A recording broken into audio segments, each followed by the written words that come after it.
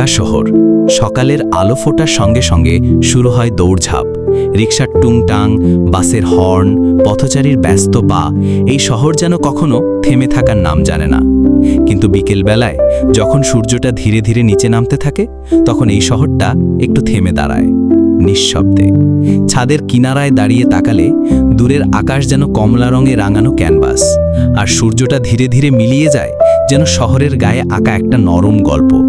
পাশের ছাদে শুকাতে দেওয়া কাপড়ে হালকা বাতাসের দোল, একটা কবুতরের ডানা ঝাপটানো, দূরে আজানের মৃদু ধ্বনি। সব মিলিয়ে এই সময়টা যেন শহরের এক গোপন ভালোবাসা। এই ছাদটা আমার কাছে যেন শহরের এক শান্ত কোণা, যেখানে দাঁড়িয়ে মনে হয় সবকিছুই হয়তো ঠিক হয়ে যাবে। এই ব্যস্ততার মধ্যেও কোথাও একটুখানি নিঃশ্বাস নেওয়ার জায়গা এখনো আছে। সূর্যটা প্রতিদিনই ঢাকায় অস্ত যায়, তবু প্রতিদিনই সে রেখে যায় নতুন এক মায়া, নতুন এক অনুভব।